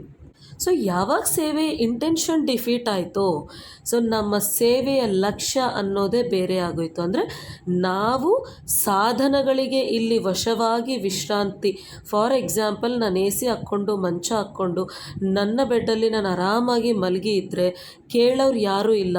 ಆದರೆ ಈ ಸಂಗಮ ಯುಗದಲ್ಲಿ ಒಂದು ವೇಳೆ ನಾವು ಪರಮಾತ್ಮನ ಖಜಾನೆಗಳನ್ನು ಇಲ್ಲಿ ಎಲ್ಲವನ್ನು ಪಡ್ಕೊಂಡು ಆ ಶಾಂತಿ ಗುಣಗಳು ಎಲ್ಲವನ್ನು ಪಡ್ಕೊಂಡು ಇಲ್ಲಿ ಆರಾಮಾಗಿ ವಿಶ್ರಾಂತಿಯನ್ನು ಪಡೆದ್ರೆ ತ್ಯಾಗ ಮತ್ತು ಭಾಗ್ಯ ಕರ್ಮ ಫಿಲಾಸಫಿಯಲ್ಲಿ ಪರಮಾತ್ಮ ತಿಳಿಸಿರೋದೇನು ಅಂದರೆ ಅಲ್ಲಿ ವಿಶ್ರಾಂತಿಯನ್ನು ಕೊಡಬೇಕು. ಸೊ ವಿಶ್ರಾಂತಿಯನ್ನು ಕೊಡಬೇಕು ಅಂದರೆ ದಾಸದಾಸಿಯರು. ಸೊ ವಿಶ್ರಾಂತಿಯನ್ನು ಯಾರಿಗೆ ಕೊಡ್ತಾರೆ? ರಾಜಕುಟುಂಬಿಕರಿಗೆ. ಯಾವ ರೀತಿನೋ ಯೋಚನೆ ಮಾಡ್ಕೊಳ್ರಿ. ಸೊ ರಾಜಕುಟುಂಬಿಕರಿಗೆ ರಿಲ್ಯಾಕ್ಸೇಷನ್ಗಾಗಿ ವಿಶ್ರಾಂತಿಗಾಗಿ ಏನೇನು ಮಾಡಬೇಕಾಗ್ತದೋ ಅದೆಲ್ಲ ಕೂಡ ಇವರೇ ಮಾಡಬೇಕಾಗ್ತದೆ ಇಲ್ಲಿ. ಅದಕ್ಕಾಗಿ ವಿದ್ಯಾರ್ಥಿಗಳಲ್ಲಿ ಮನವಿ, ಯಾರು ತಮ್ಮ ಜೀವನವನ್ನು ಶ್ರೇಷ್ಠವಾಗಿ ಅಂದರೆ ಶ್ರೇಷ್ಠ ಜನ್ಮಗಳನ್ನು ರಚಿಸ್ಕೊಳ್ಬೇಕು ಅಂತ ಅನ್ಕೋತಾ ಇದ್ದೀರೋ ಅವರೆಲ್ಲರೂ ಮುರಳಿಯನ್ನು ತೆಗೆದು ಓದೋದು ಸ್ಟಾರ್ಟ್ ಮಾಡಬೇಕು. ಪರಮಾತ್ಮ ಏನು ಹೇಳಿದಾರೋ ಅದನ್ನು ಇದ್ದಿದ್ದಂಗೆ ಪಾಲಿಸಲೇಬೇಕು. ಲೋಕ ಮರ್ಯಾದೆ ಅಂಥೇಳಿ, ಸಂಘಟನೆ ಅಂಥೇಳಿ, ಒಂದು ವೇಳೆ ಅವ್ರು ಇರಲಿಲ್ಲ ಅಂದರೆ ನನಗೇನಾಗ್ತದೋ ಅಂಥೇಳಿ ಈ ರೀತಿ ಎಲ್ಲ ಹಂಚ್ಕೊಂಡು ನಾವಿನ್ನೂ ಭಯ ಅನ್ನೋ ವಿಕಾರಕ್ಕೆ ಒಳಗಾಗಿ ಇನ್ನೂ ಕೂಡ ಕರೆಕ್ಟಾಗಿ ಪರಮಾತ್ಮ ಏನು ಹೇಳಿದಾರೋ ಅದನ್ನು ನಾವು ಪಾಲಿಸ್ತಾ ಇಲ್ಲ ಅಂದರೆ ನಮ್ಮ ಶ್ರೇಷ್ಠ ಜನ್ಮಗಳನ್ನು ನಾವೇ ಇಲ್ಲಿ ಹಾಳು ಮಾಡ್ಕೊಂಡಂಗೆ. ಅದಕ್ಕಾಗಿ ಈ ಬೇಹದ್ ವೈರಾಗ್ಯ ಸ್ಥಿತಿಯಲ್ಲಿ ಪರಮಾತ್ಮ ಏನೇನು ತಿಳಿಸ್ತಾ ಹೋಗಿದಾರೋ ಅದನ್ನು ಕೂಡ ಕರೆಕ್ಟಾಗಿ ಇನ್ನೂ ತಿಳ್ಕೊಳ್ತಾ ಹೋಗೋಣ. ಕಂಪ್ಲೀಟ್ 18 ಭಾಗಗಳಿದೆ. ಸೊ 18 ಭಾಗಗಳು ಎಲ್ಲೆಲ್ಲಿ ಸಿಕ್ಕಿದೆನೋ ಅಲ್ಲೆಲ್ಲ ಹಾಕ್ತಾ ಹೋಗಿದ್ದೀವಿ. ಸೊ ಅದನ್ನು ಕಂಪ್ಲೀಟಾಗಿ ಓದ್ಕೊಂಡು ಏನೇ ಡೌಟ್ ಇದ್ದರೂ ನನಗೆ ನೀವು ಕಾಲ್ ಮಾಡ್ಬೋದು. ಸೊ ನನ್ನ ನಂಬರ್ ಕೂಡ ನಾನು 8ನೇ ಭಾಗದಲ್ಲಿ ಹಾಕಿದ್ದೀನಿ. ಅದನ್ನು ನೀವು ಆ ನಂಬರ್ ತೊಗೊಂಡು ಕೂಡ ಜ್ಞಾನ ಸಂಬಂಧಿತ ಸಂದೇಹಗಳಿಗೆ ನನಗೆ ನೀವು ಕರೆ ಮಾಡಬಹುದು. ಸೊ ಇಲ್ಲಿದು ಭಕ್ತಿ ಮಾರ್ಗದ ಮನುಶಾಸ್ತ್ರ ಅಂಥೇಳಿ ಇದು ಕನ್ನಡ ಮುರಳಿಯಲ್ಲಿ ಇಲ್ಲ. ಸೊ ವಿದ್ಯಾರ್ಥಿಗಳು ಕನ್ಫ್ಯೂಸ್ ಆಗೋ ಅವಶ್ಯಕತೆ ಇಲ್ಲ. ಇಲ್ಲೇನು ಹೇಳ್ತಾ ಇದ್ದಾರೆ ಪರಮಾತ್ಮ ಅಂದರೆ, ಸೊ ಪಾಂಡವ ಭವನದಲ್ಲಿ ಮುರಳಿ ನಡೀತಿರ್ಬೇಕಾದ್ರೆ ಫಸ್ಟು ಅಂತಲ್ಲಿ ಕೂಡ್ತಾ ಇದ್ರಿ, ಆ ಪ್ಲೇಸ್ ಸರಿ ಹೋಗ್ತಾ ಇಲ್ಲ, ನೆಕ್ಸ್ಟ್ ಈಗ ಕಂಪ್ಲೀಟಾಗಿ ದೊಡ್ಡದಾಗಿಯೇ ಆಗೋಗಿದೆ. ಅಂದರೆ ಆ ಸ್ಮೃತಿ ಚಿಹ್ನೆನೇ ಅಲ್ಲಿ ಬಂದಿದೆ ಅಂತೇಳಿ ಹೇಳ್ತಾ ಇದ್ದಾರೆ. ಅಂದರೆ ಒಂದು ಗ್ಲಾಸಲ್ಲಿ ಫಸ್ಟ್ ಮೀನನ್ನು ಇಟ್ಟರು, ಅದಾದಮೇಲೆ ಅದನ್ನು ಗಡಿಗೆಯಲ್ಲಿ ಹಾಕಿದರು. ಗಡಿಗೆಯಲ್ಲಿ ಆ ಮೀನು ದೊಡ್ಡದಾದ ತಕ್ಷಣ ಮತ್ತೆ ಹೋಗಿ ಕೆರೆಯಲ್ಲಿ ಬಿಟ್ಟರು. ಕೆರೆಯಲ್ಲಿ ಬಿಟ್ಟ ತಕ್ಷಣ ಅಲ್ಲಿಂದ ಕೂಡ ಅದನ್ನು ತೆಗೆದು ಎಲ್ಲಿ ಅಂದರೆ ಸಮುದ್ರದಲ್ಲಿನೇ ಹಾಕಬೇಕಾಯಿತು ಅಂತ. ಸೊ ಇಲ್ಲಿ ಕೂಡ ಕಂಪ್ಲೀಟಾಗಿ ಸ್ಟಾರ್ಟಿಂಗಲ್ಲಿ ಒಂದು 300 ಜನ ವಿದ್ಯಾರ್ಥಿಗಳು ಮಾತ್ರ ಇದ್ದರು. ಅದಾದಮೇಲೆ ಜಾಸ್ತಿ ಆದರು. ಹಾಗೆ ಆಗ್ತಾ ಇವಾಗ ಭಾಳಷ್ಟು ದೊಡ್ಡದಾದ ಒಂದು ಭವನವನ್ನು ಕಟ್ಟಿಸಿ ಅದರಲ್ಲಿನೇ ಮುರಳಿಯನ್ನು ನೀವೀಗ ಕೇಳ್ತಾ ಇದ್ದೀರಿ. ಇದರ ಸ್ಮೃತಿ ಚಿಹ್ನೆನೇ ಅದು ಅಂತೇಳಿ ಹೇಳ್ತಾ ಇದ್ದಾರೆ. ಅಂದರೆ ಸ್ಟಾರ್ಟಿಂಗ್ ಸಣ್ಣ ಮೀನು ಗ್ಲಾಸಲ್ಲಿ, ಅಂದರೆ ಅದು ಬ್ರಹ್ಮಬಾಬಾ, ಅದಾದಮೇಲೆ ಸ್ವಲ್ಪ ಜನ ಅಂದರೆ ಹಿಸ್ಟ್ರಿ ಹಾಲ್, ಅದಾದಮೇಲೆ ಸ್ವಲ್ಪ ಜನ ಮೆಡಿಟೇಷನ್ ಹಾಲ್, ಈಗ ಕಂಪ್ಲೀಟಾಗಿ ಓಂ ಶಾಂತಿ ಭವನ, ಅದಾದಮೇಲೆ ಈಗ ಪಾಂಡವ. ಸೊ ಹೀಗೆ ಕೆಳಗಡೆ ಓಂ ಶಾಂತಿ ಹಾಲಲ್ಲಿ ಅಷ್ಟು ದೊಡ್ಡ ಹಾಲಲ್ಲಿ ಈಗ ನಡೀತಾ ಇದೆ. ಸೊ ಹಂಗೆ ಜಾಸ್ತಿ ಆಯಿತು ಅಂತೇಳಿ ಆ ಸ್ಮೃತಿ ಚಿಹ್ನೆ ಬಗ್ಗೆ ಹೇಳ್ತಾ, ಸೊ ಮತ್ತೆ ಅದರ ಅರ್ಥ ಸಾಕಾರ ಮಿಲನ ಮಾಡದೇ ಇರೋರು ಅವ್ಯಕ್ತ ಮಿಲನ ಮಾಡಲ್ಲ ಅಂತಲ್ಲ. ಸಾಕಾರ ಮಿಲನವನ್ನು ಮಾಡಿದರೂ ಮಾಡದೇ ಇದ್ದರೂ ಈ ಸಮಯದಲ್ಲಿ ಅವ್ಯಕ್ತ ಮಿಲನದ ಒಂದು ಭಾವನೆ ಜಾಸ್ತಿ ಆಗಬೇಕು, ಆ ಮಿಲನನೇ ಜಾಸ್ತಿ ಆಗಬೇಕು ಅಂತೇಳಿ ಕೂಡ ಹೇಳ್ತಾ ಇದ್ದಾರೆ. ಆ 91ನಲ್ಲಿನೇ ಅಂದರೆ 1991ರಲ್ಲಿನೇ ಪರಮಾತ್ಮ ಕ್ಲಿಯರಾಗಿ ನಮಗೆ ಇದು ಕೂಡ ಇನ್ನು ಎಷ್ಟು ದಿನ ಹೊಸ ಮಕ್ಕಳನ್ನು ಮಿಲನ ಮಾಡಲಿಕ್ಕಾಗಿ ಬಾಬ್ದಾದ ಬರ್ತಾ ಇದ್ದಾರೆ ಸಾಕಾರಕ್ಕೆ, ಇದು ಕೂಡ ಇನ್ನು ಎಷ್ಟು ದಿನ ಅಂತೇಳಿ ಕೇಳ್ತಾ ಇದ್ದಾರೆ. ಸೊ ಇಲ್ಲಿಗೆ ಈ ಬೇಹದ್ ವೈರಾಗ್ಯ ಸ್ಥಿತಿಯ 9ನೇ ಭಾಗ ಮುಗೀತು. ಓಂ ಶಾಂತಿ.